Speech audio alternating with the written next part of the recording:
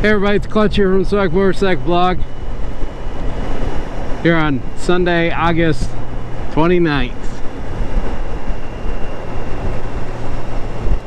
One week left until Labor Day weekend, and then, well, the end of the summer.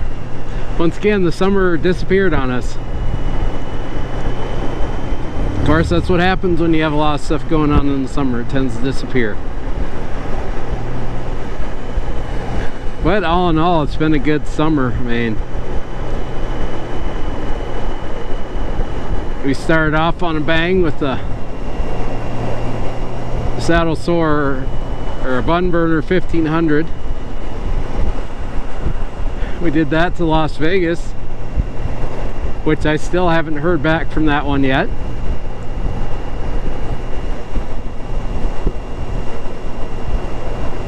I submitted the Saturday before Memorial Day and basically just got the electronic notification that yep, they got it, and that was it. So it's been, what now, 3 months. So they say wait 5 months before emailing them back on it, so I guess we're gonna just keep patiently waiting for now. That's all we can do. I'm not gonna be one of those that in the forum that goes on and screams at all of Facebook why their certificate's not done yet, you know, because yeah, you're wondering what happened here. This is leftovers from a tornado that hit last July, so they're finally cleaning the trees all the way out of here. So yep, we do get tornadoes in the hills. But yep, started off with a bang like that. Then it was gone half of June on guard orders. Then came back and took a vacation out to the Upper Peninsula of Michigan. Went over Mackinac Bridge. And then came back and then went on orders for another 2 weeks. And then it was Sturgis Rally. And then that was it. Here we are. So I haven't actually been on my bike in 2 weeks now. Because the Sunday after rally, or the last Sunday of rally, me and the other Green Knights, we went up and helped tear down the traveling Vietnam Wall up there. And we had lunch and I came home and my sinuses were drained so bad.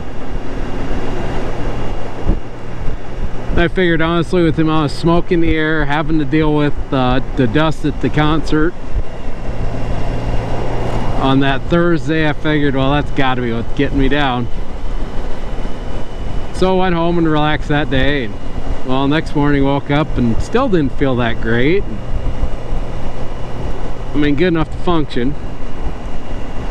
Yes, I did think about COVID. However, the fact that I was vaccinated and being that all I had was just a runny nose and my sinuses draining, I didn't have muscle aches, a headache, anything like that. So I figured, I'm guessing, I purposely figured, yeah, COVID is not what I got. So Monday still wasn't feeling great, but managed to go around. Had to run a few errands, but just stayed pretty low key, which kind of sucks because usually that day after rally, that's the prime riding day. Because everybody's left from the rally and tourists aren't back yet and the locals are back at work, so it's kind of a prime day to go for a motorcycle ride in the hills.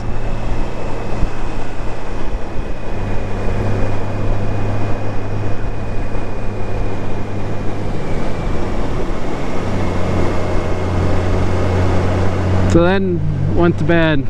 What night was it? So called in sick to work on that Tuesday because still wasn't feeling quite 100%. Actually, I didn't sleep worth a crap that night either because I was still coughing, keeping my wife up.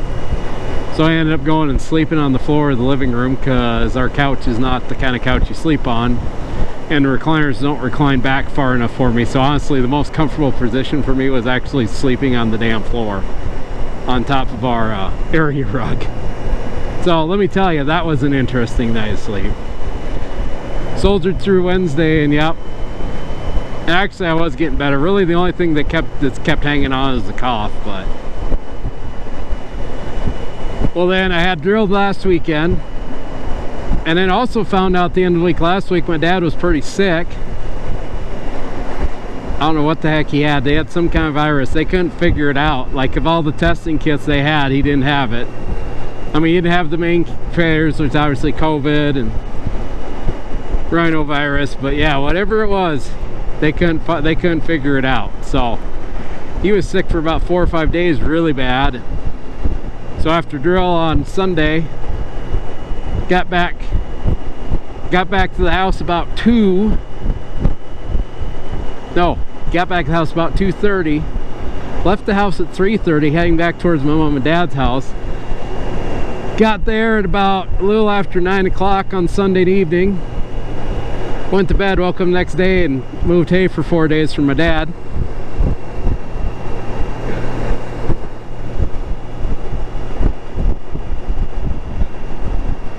So dad runs what they call a hay mover, and pretty much it's a semi truck with the frame on it on the back. It's got a bed that's got chains, and basically what it's made to do is he'll basically pick up a whole stack. The whole machine will do it all on its own. You don't have to worry about a truck there with a load or anything to load it up on the semi. And so you do that, and yeah, there you go, that's it. So I kind of went out there just to make sure he didn't go too crazy. Basically, when he wasn't feeling very good, like the first days he tried a little bit, but he wasn't quite, like, he didn't quite go all 100% all those days. So, but I was there to be able to go hard basically every single day, so he didn't think he was missing moving hay. So we did that all this last week, and got home Friday afternoon and got unpacked. Then the adjuster, or the construction company, finally got my windows in for my hail claim from 2 years ago, and so they installed them on Friday. And so yesterday I kind of went through putting back together, pitching the, patching the drywall where they'd pull the window on and put it back in, which, it's one of those deals. You're not gonna not destroy drywall a little bit trying to get a new window out, or an old window out and a new window in, without replacing the siding. So, and there we go. That's why it took me 2 damn weeks to get on the bike again. So, but it ain't necessarily a bad thing. It's kind of, my fork seal leak is gotten progressively worse and worse. It's actually pretty bad now, to the point where I can't feel it when I'm riding down the road, but I can feel it when I lift the bike up off the kickstand. I can feel that there's some stiction going in there now. So I'm guessing I fully have destroyed that. Well, the seal's definitely gone, and I'm pretty sure I've damaged the bushings pretty good too, even though the kit I'm buying has the fork seals and the bushing and everything in it. So it's one of those deals, you just will replace everything anyway. You got the whole damn fork apart. So we'll get that back in order. Got those parts ordered on Friday night, so hopefully all those will be in this week, so I can do some bike work probably early next week. Granted, I'm doing a bunch of work for kind of the end of the riding season, but here's the thing, I'm not ready to park this bike yet. So kind of hoping that the weather cooperates. I can keep riding up until, October, November.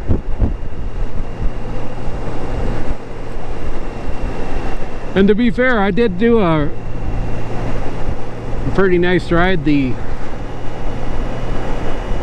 first, well, what day would it have been? It would have been the first Monday of November last year. So had ran into one of those days where it was 75 degrees, and which you rarely see in November. Probably one of the best rides I was ever been on was that ride in the Badlands that day. So I kind of want to keep this going. The one limiting factor I do have now is the tires, and the tires they're ready to be replaced. The rear ones are pretty close. The front ones still got a little bit of life in them, but honestly they don't have a ton left. I would like to replace those now too, but I can't get my tires right now because apparently Dunlop has just stopped making tires. Because of, they can't get rubber because of pandemic, I'm sure, or something like that. I don't know. So hopefully by next spring there's some available, because I really don't want to switch to the Bridgestones. I'm really, really, really partial to my Elite 4s. They work really good for me. I've seen enough reviews about, well, granted, I've seen about Dunlops too, but I've seen just enough reviews about those Ridgestones that they don't last very long. That, I mean, I know they're about $100 cheaper than Elite 4s, but if they're that much cheaper, then they still should give me at least 11,000 miles, and I don't see a lot of people talking about them getting that far. I mean, a few, but not many.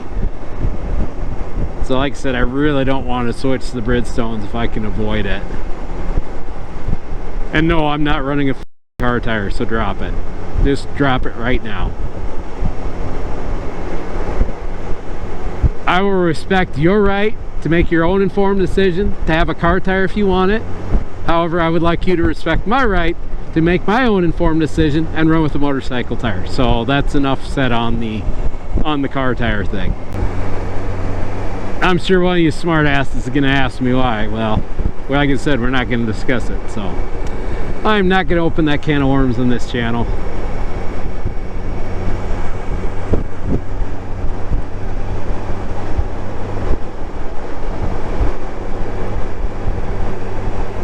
Because the problem with car tires is, well, here's the deal. So people that run car tires, me just saying that, you just took that as a personal attack on you, which it is not. If I were to say I'm going to switch to a car tire, the people that run regular tires would take it out as a personal attack against them. It's not a personal attack against anybody. It's just my own choice. So there you go.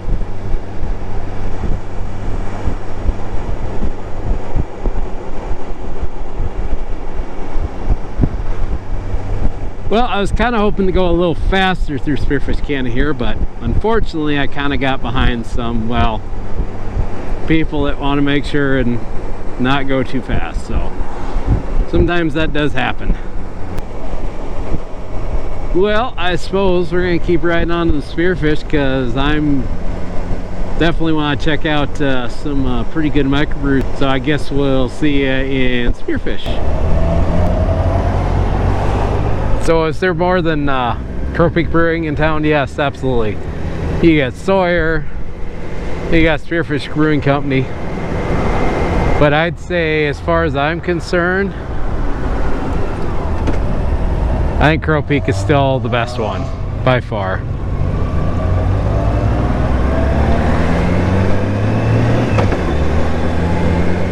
I don't know, they got more of the brands I like. Although Sawyer's pretty good. Sawyer's pretty nice if, let's say you're looking for food. That's where Sawyer's nice. That's one thing, Crow Peak does not have food. Well, they got like little snacks and stuff, but they don't have really like a meal you can eat or anything.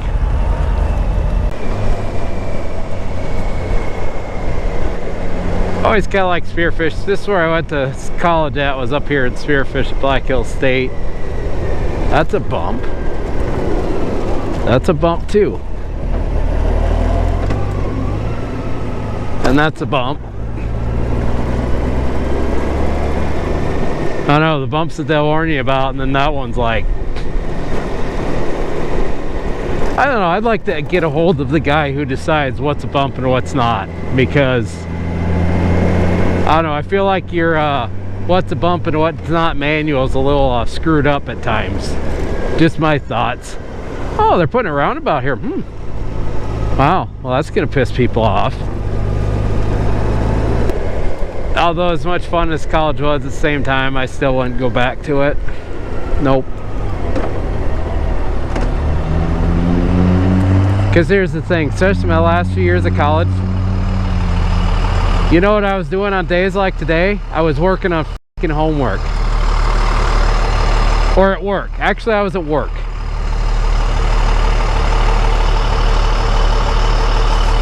Because let's see, at one point I was working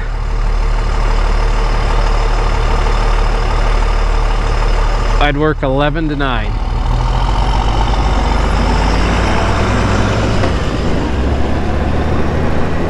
So I'd get up early, go to school,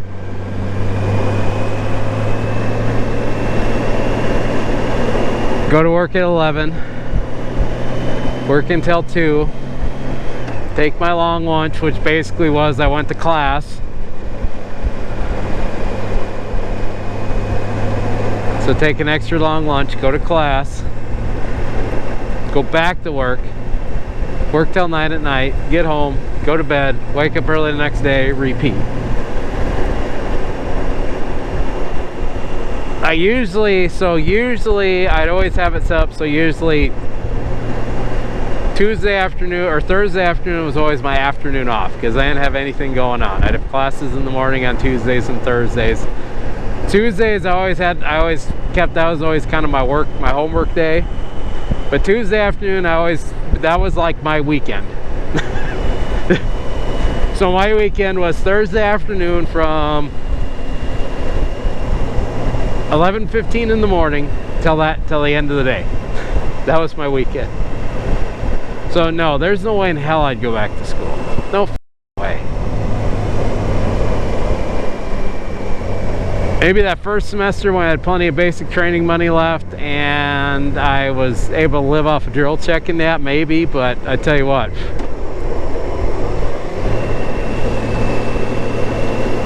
Not.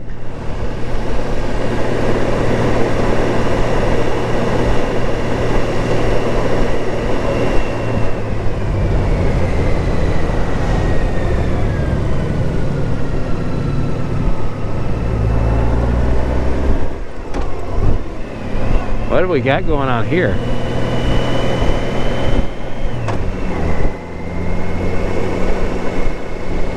Oh. Okay, yeah, never mind. A little longer than a few minutes later. Well, Sawyer, you saved the day. Did want to go Crow Peak, but I don't know what the hell they had going on, but it was something that was busy. So that's okay. Sawyer's good too. Although I feel dumb for not eating pizza, because to me that's the best part of Sawyer Brewer Company is the pizza part. But they do have a nice little IPA that's got 4.5% alcohol, which is nice because, well, if you're an IPA lover like me, and you also take booze cruises, you know, instead of normal Harley riders that, you know, ride to the cheap bar or whatever, I ride to the microbrewery. The problem with that is, well, a lot of stuff in the microbrewery, especially when you like IPAs, well, most IPAs, you drink one and, well, you ain't driving for like 7 days because, well, they tend to have a high alcohol content. So, but this one they have has got 4.5%, and it's great because it tastes just like an IPA, but it doesn't throw you flat on your ass like an IPA, so it's kind of nice. You can enjoy one. All right, well, I will say this, Spearfish has really made their streets look fancy since I was last here.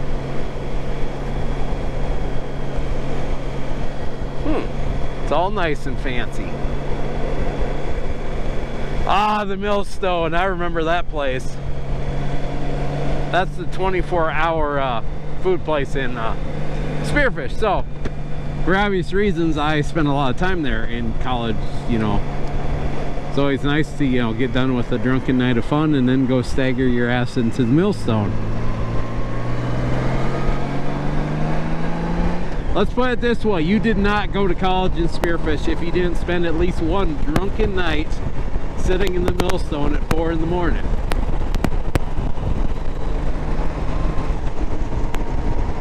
In there making noise, being ridiculous, annoying the crap out of the manager who would sit there and read his paper at the bar, and then cuss out all the workers there for not doing their job right. It was always fun and exciting to watch. Alright, so we're on the interstate now. We're trying to see if I get my sound right. I've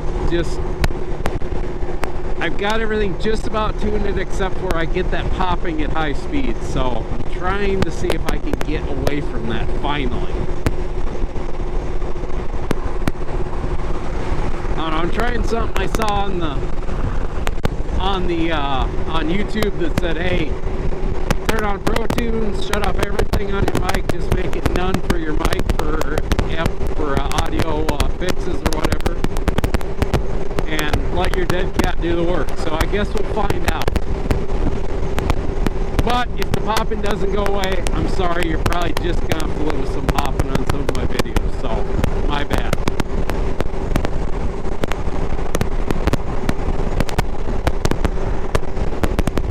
It amazes me, you think that for as much as you spend on these freaking GoPros, you think the audio would be better on them, but no, it's not. But what are you gonna do, right? Anyways, we got our go juice. We're gonna head on home. We're gonna call her a day, and I guess we'll see you next time on the Sodak motorcycle vlog. Oh, before I go, so I was originally going to do a live stream this week, but I decided I'm not really feeling a live stream, at least until we get a few more subscribers, get a little bit more interaction on them. Because let's be honest, it kind of sucks to do a live stream when you see zero as the people turned in. So what we're going to do, this is the live stream update. Basically, it's not a live stream. But coming up here, September, we got a whole bunch of videos coming up from the Sturgis Rally. We've got I've got five Sturgis Rally videos coming up. So I'm about to inundate you with non-stop Sturgis Rally. So the rally may have ended 2 weeks ago, but here's the thing. It doesn't end here on the Sodak motorcycle vlog, at least till I run out of videos. And then from there, we're going to see where it goes from there. I've got 3 ride reviews also from the rally, including the Harley-Davidson Pan American, the Sportster S, and also the Indian Challenger. Now, granted, of those 3, the Indian Challenger isn't the newest one on the list. It was out new last year, but last year's video didn't turn out very good, so I just kind of scrapped it. And so we did a redo this year. So be checking things out from the Sodak motorcycle vlog. Also, this winter we got a whole bunch of my favorite rides coming up, so be staying tuned for that. So now I'm gonna head home, call it a night, go eat supper, and I guess we'll see you later. Thanks again. This is Clutch signing off. Good night.